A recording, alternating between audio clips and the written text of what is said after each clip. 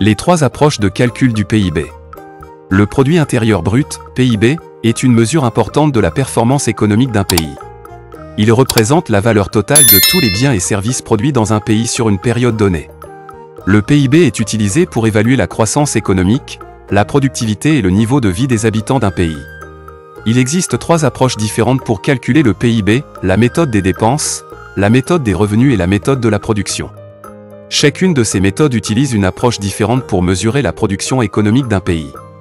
Nous examinerons en détail chacune de ces méthodes et discuterons de leurs avantages et inconvénients respectifs. Si vous êtes intéressé par plus d'apprentissage, veuillez cliquer sur le lien en description de cette vidéo pour vous inscrire à la prochaine session de notre formation en économétrie et technique quantitative. Approche dépenses-demande.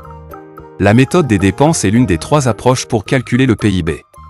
Cette méthode mesure la production économique en examinant les dépenses des consommateurs, des entreprises et du gouvernement. Les composantes de la méthode des dépenses comprennent la consommation privée, les investissements, les dépenses publiques et les exportations nettes. En utilisant la méthode des dépenses, nous pouvons voir comment les dépenses des différents acteurs économiques contribuent à la production économique globale d'un pays. Cette méthode est souvent utilisée pour mesurer la demande agrégée dans une économie. Elle permet également de comparer les niveaux de production économique entre différents pays. Approche revenus. La méthode des revenus est une autre approche pour calculer le PIB. Cette méthode mesure la production économique en examinant les revenus générés par les facteurs de production, tels que les salaires, les intérêts et les profits. Les composantes de la méthode des revenus comprennent les salaires, les bénéfices, les intérêts et les impôts indirects. En utilisant la méthode des revenus, nous pouvons voir comment les revenus générés par les facteurs de production contribuent à la production économique globale d'un pays. Cette méthode est souvent utilisée pour mesurer la répartition des revenus dans une économie. Elle permet également de comparer les niveaux de production économique entre différents secteurs de l'économie. Approche production. La méthode de la production est la troisième approche pour calculer le PIB. Cette méthode mesure la production économique en examinant la valeur ajoutée par chaque entreprise dans un pays. Les composantes de la méthode de la production comprennent la valeur ajoutée brute, les subventions et les impôts sur la production. En utilisant la méthode de la production, nous pouvons voir comment chaque entreprise contribue à la production économique globale d'un pays. Cette méthode est souvent utilisée pour mesurer la productivité de chaque entreprise dans une économie. Elle permet également de comparer les niveaux de production économique entre différents secteurs de l'économie. Les avantages et les inconvénients de chaque méthode. Chacune des trois méthodes pour calculer le PIB présente ses propres avantages et inconvénients. La méthode des dépenses est utile pour mesurer la demande agrégée et la comparaison internationale, mais elle ne prend pas en compte les externalités négatives telles que la pollution.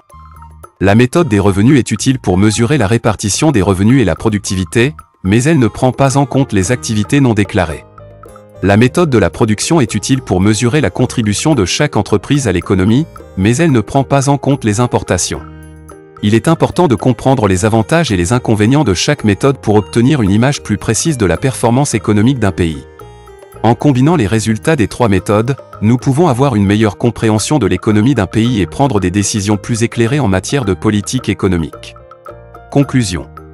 Nous avons examiné les trois approches pour calculer le PIB, la méthode des dépenses, la méthode des revenus et la méthode de la production. Chacune de ces méthodes offre une perspective différente sur la performance économique d'un pays. En combinant les résultats des trois méthodes, nous pouvons obtenir une image plus précise de l'économie d'un pays. Il est important de comprendre les avantages et les inconvénients de chaque méthode pour obtenir une image plus précise de la performance économique d'un pays. En utilisant plusieurs approches différentes, nous pouvons avoir une meilleure compréhension de l'économie d'un pays et prendre des décisions plus éclairées en matière de politique économique. Si vous êtes intéressé par plus d'apprentissage, veuillez cliquer sur le lien en description de cette vidéo pour vous inscrire à la prochaine session de notre formation en économétrie et technique quantitative.